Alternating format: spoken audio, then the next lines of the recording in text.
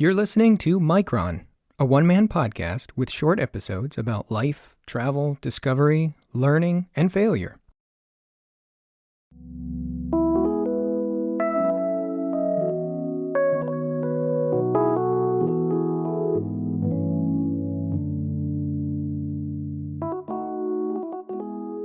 For the past decade or so, my facial hair has fluctuated back and forth between being neat and trim and fully grown and bushy.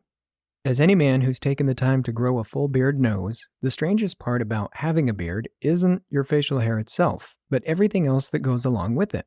Normally, in the summertime, I either shave most of my beard off, leaving chops or sharply defined sideburns, or I at least give myself a serious trim. But for some reason, a few summers ago, I decided to try something different and see what would happen if I just stopped trimming my beard altogether. I learned a lot of interesting things about living with a relatively large beard and about how people react to a man with facial hair. Here are 7 observations I made while undergoing a social experiment called growing a beard. Number 1. People will ask you what your intentions are by growing a beard. It's really strange. People you know, and even people you don't know, simply cannot resist commenting on it. They can't not say something. If you're the kind of guy who has a short beard or no facial hair at all, and then you decide to start growing a longer beard, people will barrage you with questions. As soon as they notice that your facial hair has gained volume or length, they'll start to ask, "Are you growing it out?" What kind of a question is that? Growing it out to what? Some arbitrary length measured by a certain number of inches? Sometimes, just to annoy people, I would say, "Yep, I'm going to keep going until I look just like Billy Gibbons." I liked to keep people guessing. Half the time they couldn't tell if I was kidding or not. Really, I just wanted to end the conversation. Number 2, people will view your facial hair as some sort of public statement. It's weird. People treat the fact that you have a natural amount of facial hair as though you're trying to prove a point. They'll ask you if you're going for that mountain man look, or they'll say, "You're turning into a lumberjack." They'll compare you to movie characters like Jeremiah Johnson, in my case, or real-life celebrities in the current news cycle. Since I grew my beard out in the summer of 2018 and I lived in Colorado at the time, several people told me, "You look like Charlie Blackmon, the Colorado Rockies center fielder." I didn't mind the comparison necessarily, but I couldn't figure out the point of that comment. Were people thinking I'm intentionally trying to look like someone else? I'm just being me. It almost becomes a weird point of pride where some people like to challenge you. If I had a big bushy mane and then gave it a decent trim, people would say knowingly, "Ha, couldn't take it anymore, huh?" As though it was some sort of admission of defeat. Sometimes, men who can't grow a lot of facial hair would tell me about their own experience. "I can't grow a beard. I've tried and I can only get a small mustache," or some variation on this theme popped up in conversation many times. Totally unsolicited, men would say, "My facial hair comes in too patchy to grow it out full like that." I didn't mind these comments so much, but it is a little bit weird how people tell me about their own facial hair without my even asking or even saying anything related to the topic at all. Number 3, beards eventually become unwieldy and require daily maintenance. At first, just having a small amount of facial hair requires no extra thought or work at all. And it's quite freeing not to need to shave for days or weeks at a time. But eventually, I realized I had built up a daily regimen for beard care. My facial hair grew so long that each morning after I woke up, I'd have to wet it down and use a boar bristle brush to get the hair away from my face and out of my mouth. I'd have to brush it multiple times throughout the day in a similar manner. And get this, bedhead for facial hair is a thing. There were some days when I'd wake up and look in the mirror and my whole beard looked completely shoved far to the left or far to the right and needed to be straightened out. If I wanted to keep my beard and mustache under control, I had to keep a comb with me at all times. This meant I had to wear pocketed shirts so I could keep that comb handy. So eventually, having facial hair began to change not only the perception people had of me, but it started to change my wardrobe. I'd also have to shampoo my face when taking a shower. I mentioned that to a woman one time who was dumbfounded at this idea. "Wow, that makes sense," she told me. "But I just never thought about that before. I guess I didn't realize beards are made of hair. Now that was a strange comment, but I don't think she's the only one who was thinking it. Number 4. Everything in your life becomes more complicated with a large beard. And the larger it gets, the more complicated it gets.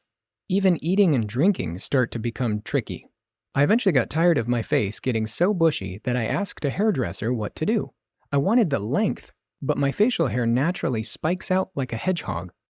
She told me that my hair is so curly and wavy that the only thing to do was use beard oil. She showed me how to use it, and I tried it for a few days. I hated it, for 3 reasons. First of all, you have to put it on, and that's a hassle. It also makes your hands oily. Yuck. Second, you can't forget that you're wearing it. I got into my car once, and as I sat down and buckled my seatbelt, the shoulder belt slid over my face and smeared beard oil over my shirt. Yuck. Third, you can't touch your beard. Sometimes I'd sit down in an easy chair and set my elbow on an armrest and then put my chin in my hand. Boom. Oily hand from the beard oil I had forgotten all about. Yuck. Bottom line, beard oil is not for me, so I'm stuck with a bushy and wavy beard. Number 5. You need a napkin for everything you eat or drink. Once your facial hair reaches a certain point, you can't even drink ice water without having something to mop up the mess. If I just took a drink of water from a glass, immediately it would spill water all over my shirt unless I had a napkin handy. I once met a guy with a beard much larger than mine, and I asked him how he dealt with this. He told me, I drank everything through a straw. Everything. This started to wear on me. I found that everything that comes near your face requires cleanup. Dinner, coffee, milkshakes, salad dressing, potato chips, water. Anything and everything you eat can and will get stuck in your beard or mustache. Also, you have to keep brushing your facial hair away while eating so it doesn't get in your mouth. Growing up, I remember telling my sisters sometimes at the dinner table, you're getting hair in your mouth, if they hadn't pulled their hair back into a ponytail. But it was strange to learn that the same thing could happen to me. Also, people are used to getting a milk mustache when they drink milk or chocolate milk. That's a funny, socially acceptable, and predictable outcome. But if I went out for a drink and took even one sip of beer with a big head, people I was with would point and say, you have beer foam on your face, as though I didn't already know. I eventually got used to grabbing 5 to 10 napkins every time I went out to eat or drink and wiped my mouth after every sip. You get used to it, but it really is annoying. Number 6. Some people love beards, some people hate them. All will tell you how they feel. I noticed that people from older generations, say 60 plus, in particular, don't seem to like the look, and they're really not afraid to tell you. Elderly folks, being polite, would sometimes say, well, that's not my style, but that's okay for you. Some older folks, who were less diplomatic, would say, is that the style these days? Or some other response that sounded somewhat jocular, but their faces were visibly annoyed. It's funny, facial hair is something that grows on a man naturally. I felt like, especially with older folks, they took personal offense as though I was trying to be some sort of countercultural hippie, eschewing respect and order. Yet I can't help being struck by the fact that a big bushy mane is the natural state of a man. Absent modern technology like sharp razors and shaving cream, pretty much all men, at least men with a similar ethnicity to me, would have a large beard. It's actually much more unnatural to have a clean-shaven face. Number 7. You start to get known for your beard. I knew some guys who had shorter facial hair earlier in that year, and then when I saw them later in the year, they wanted to tell me or show me that they were growing out their beard too. It was weird. It was like they wanted my approval. Once during the summer, I went into a salon for a haircut. I mentioned the style of cut I wanted, and the stylist said, "Oh, I know." I was confused because I didn't recognize her, so I said, "Really? Do you remember me?" Her response caught me by surprise. "Of course, we all remember you. You're the guy with the big ginger beard." Huh? I have a big ginger beard? What a funny observation. She was right, I guess. She must have remembered me, and she got my haircut right. But I wasn't aware that they knew me without remembering my name. At the end of that summer, I came home from a week-long out-of-state trip. and my wife looked at me and said she'd reached her limit and asked me to trim it. So I did the very next day. It's not a big deal, and it never was. My beard wasn't even that big, but it was a fascinating experiment, and I learned about myself and other people and how they react to an unshaven man in America in the 21st century.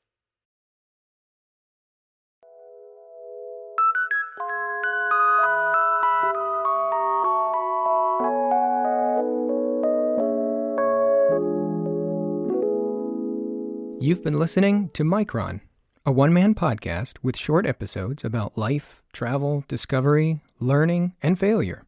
This podcast is a work in progress and, hopefully, like wine, will improve over time. It's recorded here in my office located in the scorching heat of the Sonoran Desert in Arizona. If you liked this episode of Micron, or even if you didn't, let me know. I'm always open to feedback, including questions, comments, and episode suggestions.